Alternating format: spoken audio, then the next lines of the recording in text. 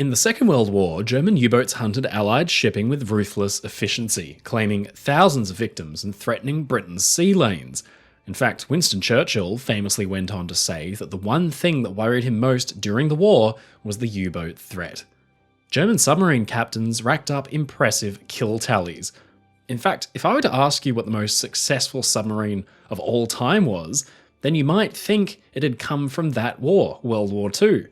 But, incredibly, you'd actually have to cast the history books back nearly 20 years prior to the First World War, when the SM U-35 somehow defied the odds and overcame technological limitations of the time to become the most deadly undersea hunter of all time. The submarine would go on to sink a devastating amount of Allied shipping, equating to nearly 500,000 gross registered tons. Ladies and gentlemen, I'm your friend Mike Brady from Oceanliner Designs, and this is the insane true story of the SM U-35, the most successful submarine of all time.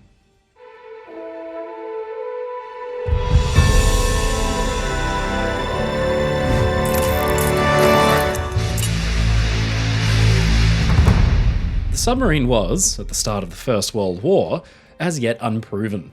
Many in the British Admiralty considered it to be little more than a toy, but it was the German Imperial Navy that had taken a much more active role in developing the submarine into a fearsome fighting weapon.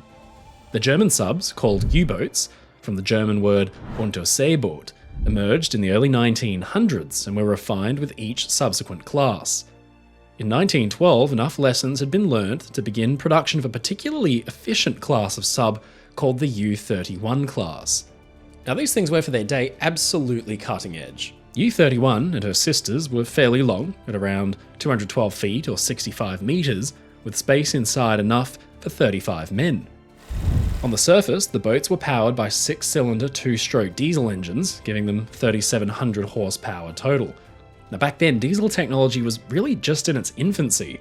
The engines gave the boats a fairly modest top speed of about 16 knots on the surface. Below the waterline, though, the diesels were disengaged and the screws were driven by electric motors.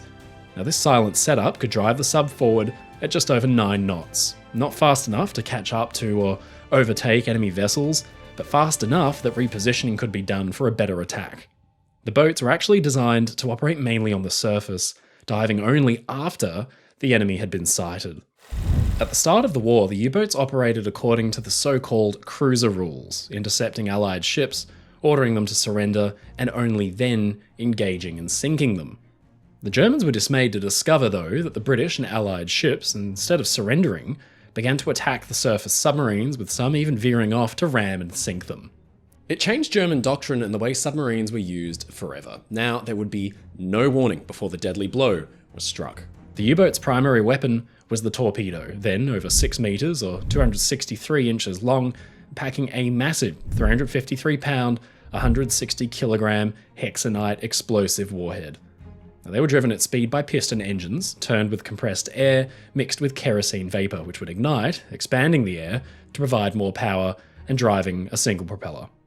Now, the Kaiser's U-boat fleet was very well trained, and they were keen to show what they could do at the outbreak of the war. Unfortunately for the British, one of those submarines would prove to be very, very good at hunting indeed. U-35 was sister boat to the U-31, and from the outside, there was nothing out of the ordinary about her. Her design was not revolutionary. She didn't push the technological boundaries or anything like that, and there was nothing to suggest that this modest U-boat would go on to become the deadliest submarine of all time. Her first skipper was Captain Waldemar Kopphamel, a capable German Navy veteran who led U-35 on her first successful patrols. After initial reconnaissance work, U-35 was let loose to do as much damage as she could, and those early days were highly lucrative for the boat. For the first year or so of the war, she sank no less than 38 ships, nearly all of them British and French transports. Her final kill in this period was a ship of some notoriety. Back in 1912, the liner RMS Titanic had sunk after striking an iceberg, and famously, a mystery ship could just be seen off in the near distance which never seemed to respond to distress calls or rockets. That ship was called SS Californian, and her crew were horrified to discover the next morning that Titanic had sunk, and that the strange sights they'd seen had actually been the Titanic going under. In late 1915, it was Californian's turn when she had been damaged by a torpedo hit from U-34. Under tow by a French vessel, U-35 struck the final killing blow, and Californian, the unlucky villain of the Titanic story, was sunk. By that point in 1915, the war had been going very well indeed for U-35, but something was about to happen that would blast her kill count into the stratosphere. Captain Cophamel was transferred, and down the conning tower hatch for the first time strode Captain Lothar von Arnaud de la Perrière in his place. De la Perrière was a Prussian aristocrat of French-German ancestry who'd served in battleships, cruisers, and then as an adjutant at the war's outbreak. He then had a quick stint in the Zeppelin service before bizarrely transferring to the U-boat arm, which is about as far away from airships as one can get. And it was here that de la Perrière would find his true calling.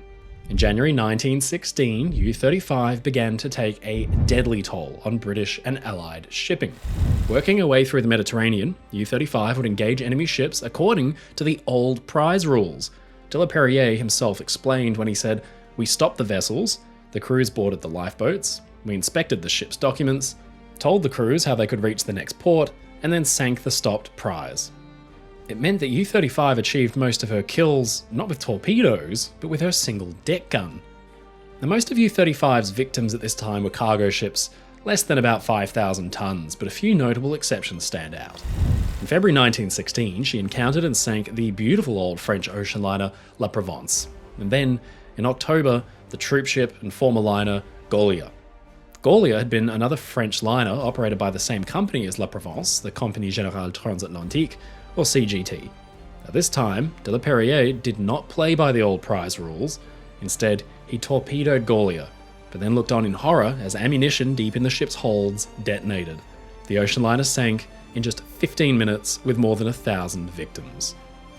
As the war dragged on, U-35 sank ship after ship after ship. A glimpse inside her logbook reveals dozens and dozens of ships' names. In April 1917 alone, for example, U-35 sank the ships Ardask, Marguerite, Parkgate, Maplewood, Miss Morris, India, Giuseppe Acame, Odysseus, Stromboli, Patagoniae, Penagi, Drakatos, Brisbane River, Corfu, Fernmore, Trekiev, Sowell, Liso Castle, Lowdale, Nentmore, Bandiera e Moro, Bien Prof Luigi, Nordson, Travore, Wilhelm Krag, and Triana. Then, one day, the familiar shape of a four-funneled ocean liner came into view in the boat's crosshairs. De la Perrière gazed through and recognised the mighty ocean liner Olympic, sister ship to Titanic, then serving as a trooper. Fortunately for the ocean liner, conditions were bad enough as to prohibit an attack, and she got away unscathed. U-35's July to August 1916 patrol stands as one of the most successful submarine patrols of all time because the boat sank no fewer than 54 ships for about 90,000 gross registered tons and having only used 4 torpedoes. Now for this, de la Perrière was awarded one of Germany's highest military honours, the Pour le Mérite Medal, also known as the Blue Max. Now by 1918, de la Perrière and his boat had done some devastating damage to the Allies. In fact, under de la Perrière alone, some 193 Allied ships totaling about 453,000 tons of shipping, which is by itself an astounding amount, had been sunk. It made de la Perrière the most successful submarine skipper of all time, a record as yet unchallenged. De la Perrière was replaced by 2 captains who couldn't quite recapture the magic of their forebear, but still, by the end of the war, U-35 had sunk a further 7 ships. In late 1918, she was surrendered to the British, who at last came face to face with the boat that had hunted them for 4 years.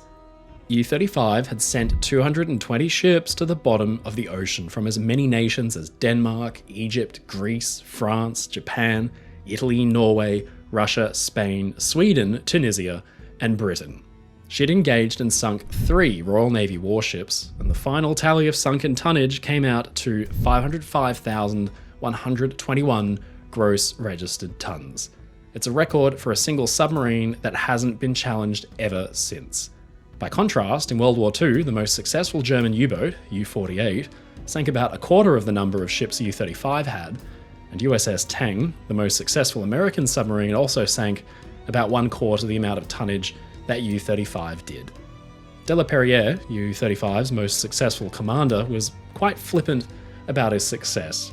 When asked about his record-breaking 1916 patrol, he said simply that it had been, quote, quite tame and dull. U-35 was given no special treatment by her British captors. With the war over, it was mothballed and finally broken up for scrap in 1920. History's most fearsome undersea hunter ended her career at the breaker's yard, turned into razor blades, while today there are 220 shipwrecks still on the ocean floor attributed to this one ferocious submarine. Ladies and gentlemen, it's your friend Mike Brady from Oceanliner Designs. Thank you so much for watching this video. If you enjoyed it, please leave a comment below. And don't forget to subscribe to the channel because we get new videos out weekly. If you want to support my work and get really cool perks like behind the scenes and early access, please visit my Patreon in the link in the description below, or sign up as a YouTube member. Come and join the crew. As always, stay safe, stay happy, and I'll see you again next time.